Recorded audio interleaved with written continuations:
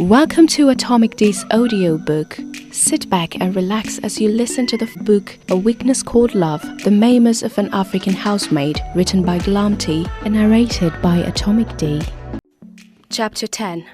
I went to the market to sell my food. I kept my tray beside me and sat on a flat stone as I waited for my beloved. People had started buying and I was busy selling. I was engrossed in my transactions when someone said, "How much for a plate?" Like a reflex action, I recognized the possessor of the husky manly voice. How can I mistake the voice of the love of my life? "For the possessor of my heart, nothing," I said. With a full toothy grin, he smiled and that made my day. Talking to Moody is always a pleasure. It is sweet and hypnotizing. Everything about talking to him was amazing. His expression, his face, his smile, his laugh, his body movement, the way he calls my name, everything. It was so sweet conversing with him that I got carried away and made the mistake of putting my feet on a stone beside me as I handed a full heaped plate to my Moody. His friend Hamza called him. Hamza was shooting me deadly glares. Let's just say he still hasn't given up. Ever since Moody and I became a couple, Hamza's hatred for me had increased. I was looking at them when I heard a thunderous shout over my head.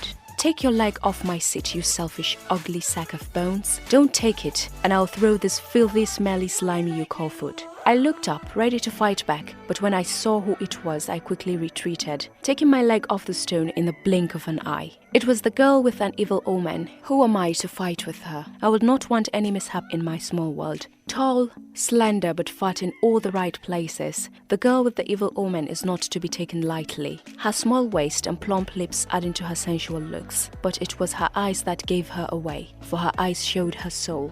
They reveal an ocean of hopeless grief. She did not say anything further. She sat on the stone with an expressionless look. That blank expression scared me of what was to come later. Perhaps she also dislikes me because of my underlying love for Moody. Maybe she disapproves of my relationship. I had to explain to her. I do not want any evil to befall my certain future with Moody. Still scared, I mustered the courage to talk to her. She was not looking my way, but I dare not tap her. So I waited until she looked, then I spoke. It's not like I'm asking her to pass him over. I'm simply asking her to share, to be a little generous. How many people in this village have co-wives? I'm not asking too much. I just want a little love, to give love and receive love in return. I do not ask to get these feelings. It is something that was ordained by the most merciful. How am I supposed to refuse a favor bestowed on me by my Lord? Besides, I want us to be sisters in marriage, just as she is my kin. Please try and understand. "You don't understand," she says. "I simply don't care. You can sit on his lap or do even worse before my eyes, but I don't care. It's not my problem. I said you were selfish because you sat on one stone and put your filthy leg on another. If I wanted to say anything about your romantic relationship, I would have already said it to your face. And trust me, I will not be subtle about it," she said rudely. She wasn't mean out of malice, rather out of exaggerated self-perseverance. She has grown cold and callous, but who will blame her? After all, she was known as the girl with an evil omen. Life has not been easy for her. Hard as it is to believe, it is said that there were times this girl knew how to smile. Now she moved with a constant scowl. Her face lacked radiance. I would have said she looks like a cow, but I will be unfair to the cow. I think cows are expressionless, but this girl always have a bitter expression on her face. Mariam is her name. I must admit, even I think her life is a nightmare. It all started normal. Her childhood was typical. Went to city and worked for years. When she was 14, she met her first love. Their love was epic. Even before marriage, the pair were always together, smiling and laughing. So strong was their love that Muhammad composed love poems for her, while she sings melodies of sweet love all day. Alas, their parents consulted, and it was decided that the two will be married as soon as possible. For why delay such beautiful love from flourishing? They were married, their happiness was beyond measure, their joy limitless, their love euphoric. They were seen on the streets taking romantic walks with hands entwined, smiling and lost within each other. For them, there was no other world beyond theirs. In the presence of each other, the world went mute. Only the sweet voices of their beloved existed. They were so happy that they never get angry over anything. Their forgiveness was immeasurable. They were one of the reasons I always dreamt of falling in love, but destiny was not on their side. Their happiness was short-lived. For one fateful day, Exactly 6 months after their marriage, Muhammadu was about to go for work. He was a commercial motorcyclist. He held the love of his life in a tight embrace that was longer than usual. He caresses her finely plaited hair while he sang for her. It was a song he had specifically composed for her. He kissed her goodbye, while she silently sobbed because she feared the hours she will be apart from him. She always missed him dearly. Their goodbyes always break her heart a little, but as he saw her cry, he came back, wiped her tears with his palm, and confronted her. "I'll be back soon, my love. I take you along in my heart as I am in yours." She smiled and said, "I'll be waiting for you." He finally set out for work. Though it internally tore him apart to be away from his love, Muhammad found comfort in knowing Maryam will be waiting for him when he gets back. Maryam was his forever.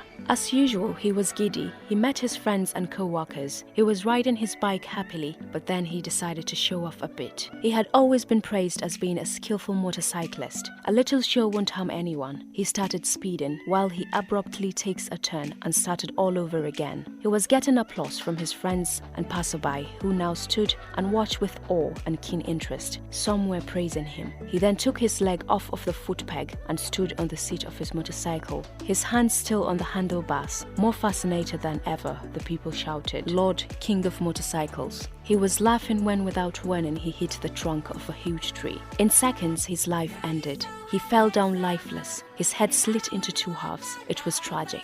Now everybody started shouting and wailing in horror. They all were busy saying Inna lillahi wa inna ilayhi raji'un. The place was an utter chaos. His father and uncles were called. They came and met the lifeless corpse of their kindred. There was nothing to be done. He was taken home, washed, and buried according to Islamic rites. It was decided it was better he was buried before Maryam could see him in that state. His father then sent news to Maryam's father about the demise of his son. Maryam's father was to break the news delicately to her. Her mother sent for her, told her it was urgent. When she arrived at home, her father called her and said, "Dear daughter, everything in life has a beginning and an end. Nothing in this life of ours ensures in continuity. Our life in this world is a lease, a generous lease we get from the merciful and the Lord of bounty, who gives us everything." He paused. All the while, Maryam listened with her head bowed down in respect for her father. He then continued, "Today the Lord of the world and the owner of everything had decided to take one of his servants from this world to another. By the grace of God, he will be in paradise. I'm sorry, dear daughter, but that servant is no one but your beloved husband. Remember, every living soul shall taste death. Be patient, Maryam, and pray for your husband. Find peace in the fact that your husband died while he was pleased with you." Tears started flowing from her eyes. She stood, then ran to her mother's room. She threw herself on her mother's bed while she sobbed uncontrollably. Guests were arriving to pay their respects. She cried. Oh, she cried. She wailed, she shouted, she said everything, yet she said nothing. Everyone watched her sympathetically. As she lived in the same compound with her in-laws, she was taken back there. The mourning was to be done there. All her relatives were by her side, and everyone visited her every day according to tradition. She was inconsolable. It was decided she needed divine help. Malam Audu was summoned. He prayed for her. He prayed for the deceased, and he prayed for the entire village. Alms were given out. People prayed more, read the Quran more, and remembered their Lord more, for death reminds us of the inevitable or eventual passing. Eventually, the mourning period ended. All went back to normal. But Maryam's mourning period ensured. It was 4 months, 10 days according to Islamic law. By the end of her mourning period, she had already lost weight. Months passed, then she started getting suitors. At first, she turned everyone down. A year later, her parents talked her into considering other suitors. Maryam was strong. She was not a quitter. She was brave. She loved again. The name of her second love was Ahmadu. Barely 1 year after the death of Muhammadu, Maryam became a happy bride. Oh, Maryam knew how to love. She loved deeply. They were married for 4 months when the inevitable happened. Fate was not on her side. Ahmadu died in a car crash. Maryam cried again, this time even harder. She was a mess. This time something was different. The villagers were not entirely sympathetic. They were weary of her. They sensed some evil within her. Soon news spread about her. She became the girl that shall not be wed, because everyone who dared to marry her was signing his death sentence. Even girls kept away from her, for fear that she may rub her deathly lock on them. She became an outcast. Parents warned their sons about her, but the men did not even think about courting her. Then something dreadful happened.